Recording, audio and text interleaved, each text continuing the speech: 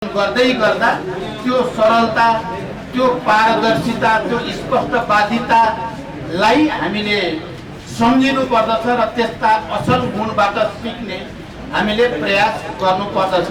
यहाँ अघि नै कुरा आइसकेको छ, कम्युनिस्ट आन्दोलन भनेको एउटा अन्तर्राष्ट्रिय आन्दोलन हो।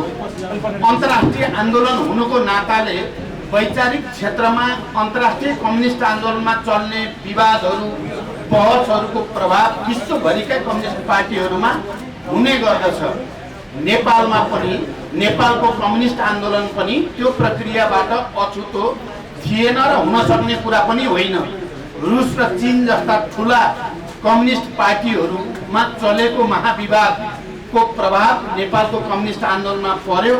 नेपालको आफ्नै आन्तरिक अन्तर्विरोध एकातिर र अन्तर्राष्ट्रिय कम्युनिस्ट आन्दोलनको महाविवाद अर्कातिर, यो दुईटा कारणले नेपालको कम्युनिस्ट आन्दोलन पनि विभाजित भयो र त्यो विभाजनको श्रृङ्खला निकै लामो समय चल्यो र त्यसमा थुप्रै हाम्रो पुरानो पिँढीका नेताहरू पनि यो वा त्यो पक्षमा खडा हुने स्थिति बन्यो।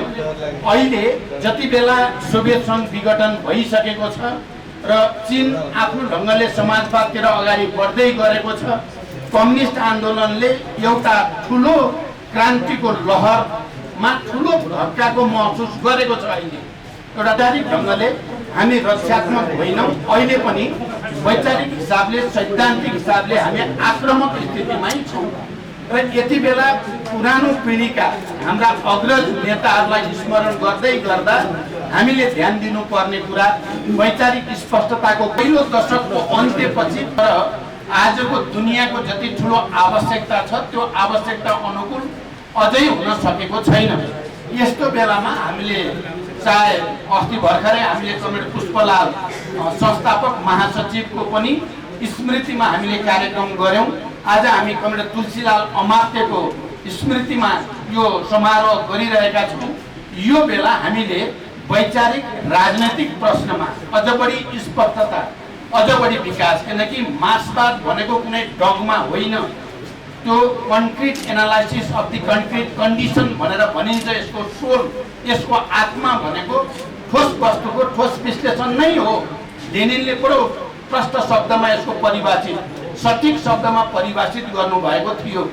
हामीले नेपालमा पनि नेपालको ठोस परिस्थिति अनुसार र अहिलेको विश्वको पनि वर्ग सङ्घर्षको ठोस स्थिति अनुसार नै हामीले आफ्ना गतिविधिहरूलाई, आफ्ना क्रियाकलापहरूलाई अगाडि बढाएका छौँ।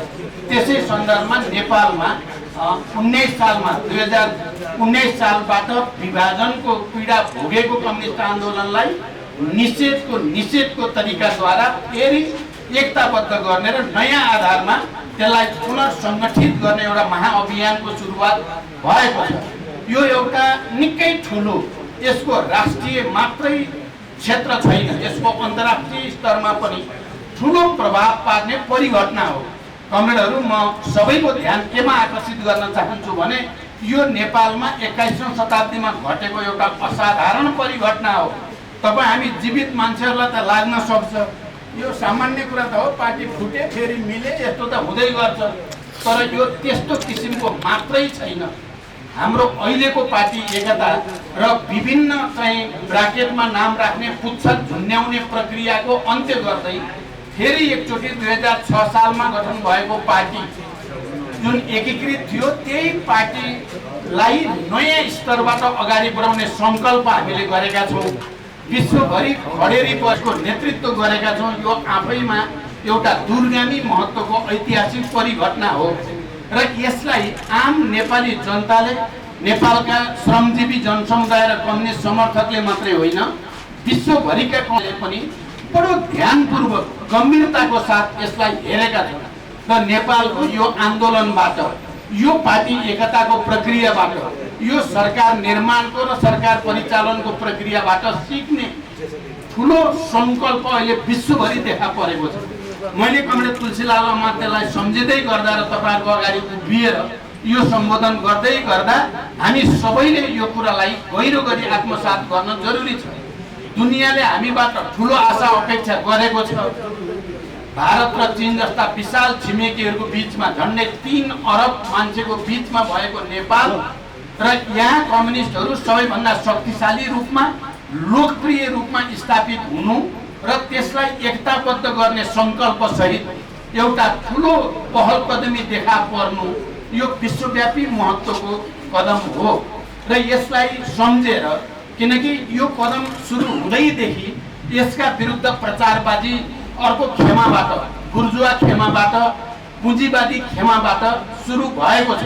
त्यो राष्ट्रिय रूपमा पनि सुरु भएको छ, त्यो अन्तर्राष्ट्रिय रूपमा पनि सुरु भएको छ र यसमा भएका नभएका लान्छनाहरू लगाउने, यसलाई बदनाम गर्ने, यसभित्र यो एकतालाई सुदृढ हुन नदिने, यसलाई सफलतासम्म मिसनसम्म पुरा हुन नदिने अनेक किसिमका खेलहरू सुरु भएका छन् र आउँदा दिनमा अझ बढी अगाडि बढ्नेछन्। यो कुरा हामी सबैले गहिरो गरी आत्मसात गर्न जरुरी छ। छैन अलि असामान्य छ, साधारण छैन, अलि असाधारण छ, राष्ट्रिय महत्त्वको मात्रै छैन, अन्तर्राष्ट्रिय महत्त्वको पनि छ। त्यसकारण हामी सबै यो हाम्रो अहिलेको पिँढीका या हामी जीवित रहेका सबै कम्युनिस्टहरूले यो ऐतिहासिक दायित्वलाई बोध गर्न सकेनौँ र हामीले आफैलाई एउटा नयाँ ऐतिहासिक आवश्यकता अनुसार रूपान्तरण गर्न सकेनौँ भने यो जिम्मेवारी पुरा गर्न पनि हामीलाई कठिन हुन्छ।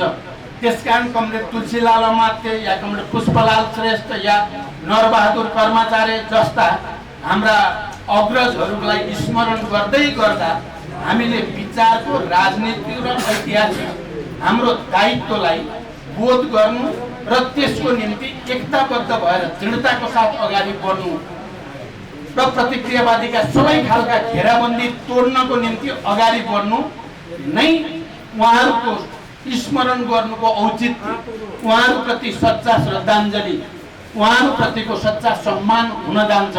त्यसकारण हामीले यो महिनामा लगातार हाम्रा संस्थापक नेताहरू, हाम्रा अग्रज नेताहरूको जुन स्मृति समारोह हामीले गरेका छौँ र हामी अहिले पार्टी एकतालाई अब अन्तिम रूपमा तलसम्म लैजाने, आज बिहान मात्रै पनि म बालुवाटारमा गएर प्रधानमन्त्री तथा अध्यक्ष, अर्को अध्यक्ष र महासचिव बसेर हामीले एउटा सर्कुलर आज जारी गरेका छौँ।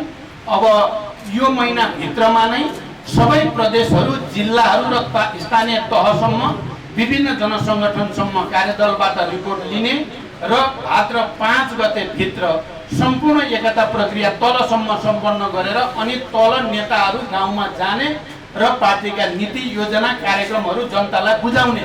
अहिले एउटा संक्रमण जस्तो छ हाम्रो पार्टीको लागि। केन्द्रमा एकता भएको छ, तलसम्म एकता पुगेको छैन। कता कता लथालिङ्ग जस्तो भएको र यही मौका छोपेर प्रतिक्रियावादीले हामीमाथि हमला अलिक बढाउने, चाहिने कुरामा नचाहिने कुरामा सबै कुरामा घेराबन्दी गर्ने जो कोसिस भएको छ, म के भन्न चाहन्छु भने हामीले एउटा ऐतिहासिक दूरदृष्टिका साथ राष्ट्रको आवश्यकता र महत्त्वलाई, हाम्रो राष्ट्रिय एकता र स्वाधीनतालाई, हाम्रो अन्तर्राष्ट्रिय दायित्वलाई बुझेर यो एकता गरिएको हो।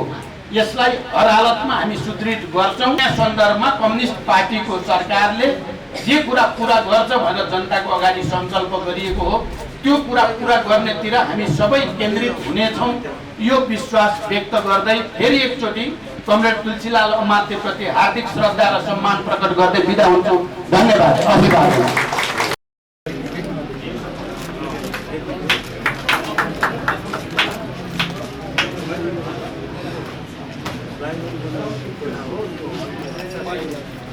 प्रमाणपत्र प्रदान गर्दैछौँ। विद्यासागर माध्यमिक विद्यालयका विद्यार्थी र भाइबहिनीहरू र शिक्षक साथीहरूलाई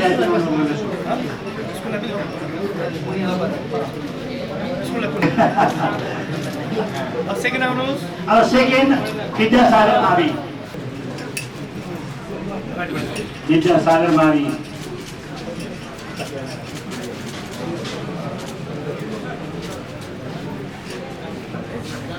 त्यसैले तृतीय हुने ब्राइट फ्युचरका साथीहरू अगाडि तयार भएर बस्नुहोस्। ब्राइट फ्युचर र शिक्षा प्रतिनिधि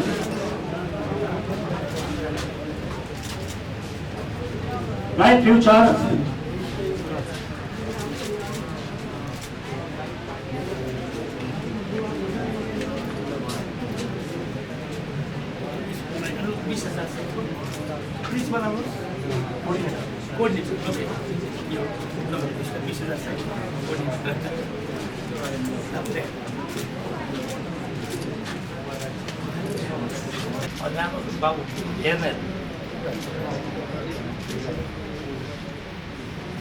अब चतुर्थ हुने थियौँ भ्याली पब्लिक मावि